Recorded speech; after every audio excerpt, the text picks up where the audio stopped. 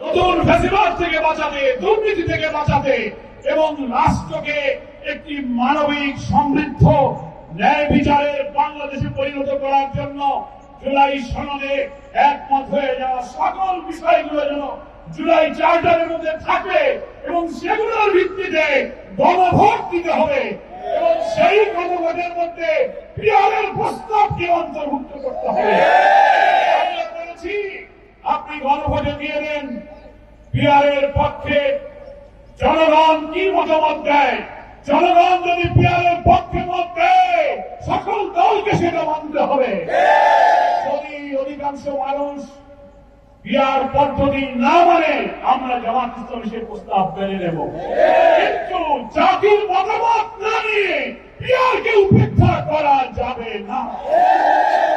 জুলাই সনদ তৈরি হচ্ছে, ঐক্যবদ্ধ কমিশনের দীর্ঘ আলোচনার পরে যেসব সমাধান প্রস্তাব সবাই একমত হয়ে সেগুলোই তো জুলাই চার্টার অন্তর্ভুক্ত হবে এবং সেটার ভিত্তিতেই একটা গণভোট, একটা রেফারেন্ডাম হবে। তাহলেই লিগাল এক্সপার্টরা বলেছেন জুলাই সনদের আইনি ভিত্তি তখন রচিত হবে। একদিকে একটি জুলাই সনদ বাস্তবায়ন আদেশ, তারপর হচ্ছে একটি গণভোট বা রেফারেন্ডাম এবং সেই জুলাই সনদ বাস্তবায়ন আদেশ জারি করার আগে তার মধ্যে গণভোটের বিধানটাও আমাদেরকে এই পিয়ার প্রস্তাব ঢুকিয়ে গণভোটের সিদ্ধান্ত গ্রহণ করতে হবে। পিয়ার প্রস্তাব যেন জুলাই সনদের অন্তর্ভুক্ত থাকে, তার ভিত্তিতে দেশের জনগণ যেন তার ব্যাপারে মতামত দিতে পারে।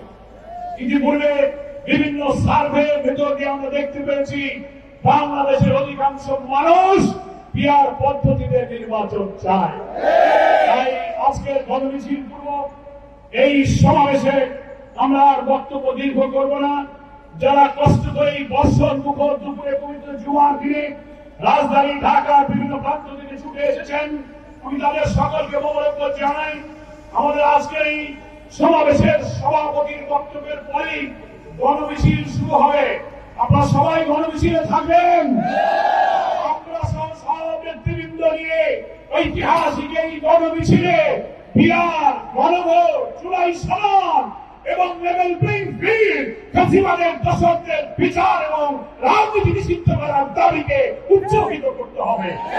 সবাইকে ধন্যবাদ জানিয়ে আজকের এই সমাবেশে সাংবাদিক বন্ধুগণ, রাজনৈতিক নেতৃবৃন্দ, প্রশাসনিক দায়িত্বশীল এজেন্সির যে সমস্ত বন্ধুরা রয়েছেন তাদের সকলকে ধন্যবাদ জানিয়ে আমি আমার বক্তব্য শেষ করছি।